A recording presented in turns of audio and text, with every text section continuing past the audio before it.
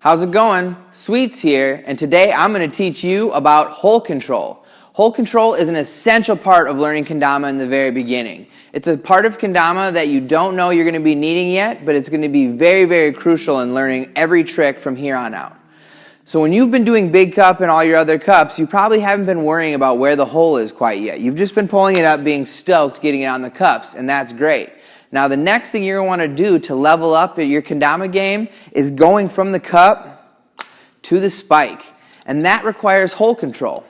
Now here's what hole control is. When I go to pull the big cup up, I want to control where the hole is so that I can get it to the spike easier. Now the way we do that is with two simple movements. First movement, we need to go from the left side of our body to the right with a simple pull-up to make sure that the hole turns just enough so that you're looking at it. You want the hole to be looking straight up or slightly at you. This will give you a very good chance of landing it on the spike. So here's how we're going to do it. We hold the cup with our thumb facing up, much like we're going to do big cup. Now instead of just going down and straight up, what I want you to do is align the Ken on your left leg. This will help you start learning how to do the trick. Align the Ken up on your left leg, and I want you to bend your knees, and then instead of pulling straight up, I want you to pull to the right. And you should make the ball flip a little bit to the right, and you'll have the hole facing you perfect. Now here's the second step. In order to get it to the spike, you need to make your hand do a motion like this. You're simply going to be tilting the Kendama or the tama backwards just a little bit to give it a little rotation, and I want you to have it land directly on the spike, pretending the spike is your thumb, once again, just like when we did the spike tutorial.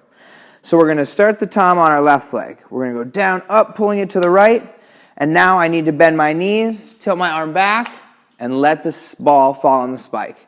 Now you notice I didn't stab the tama.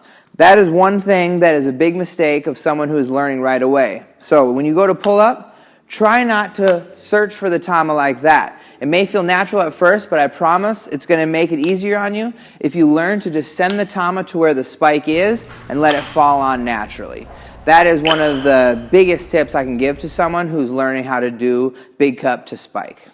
Now the next thing you're going to ask is, what if I don't pull it up perfect and the hole is away from me?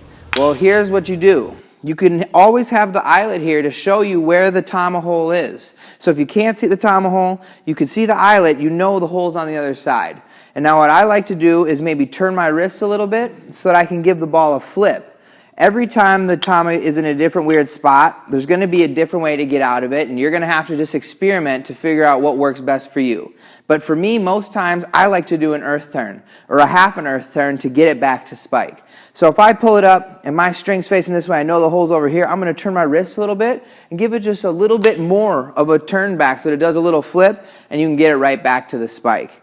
Let's say I pull it up and the hole is directly underneath me. If you feel like it, you could throw it straight up and down and turn your spike up and try to get it on like that. What I'm saying is, if you don't pull your tama up perfect every time, don't use that as a discouragement not to spike it. Just use it as a chance to get better and learn how to spike it from different positions. But if you're doing hole control right, you should be able to pull it up to see the hole every time and to the spike.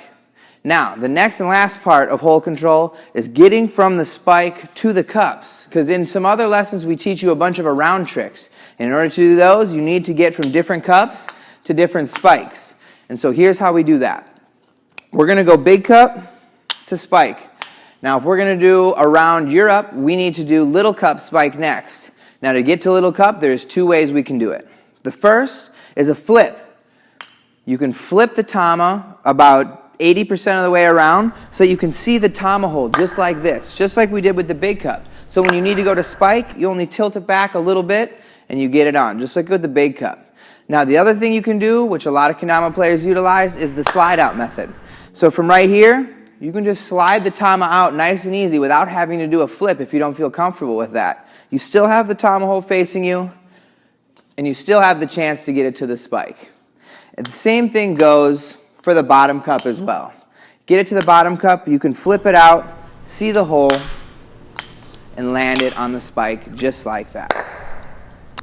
Hold control is very crucial in your kendama career, and it's something you're going to want to practice often. Practicing around tricks is something that is definitely going to help you up your hold control game. So get out there and start practicing. If you like this technique tutorial, let me know. Comment. Tell us what else we could teach you. Go give us a like and make sure you subscribe to Sweets Kendamas. Later.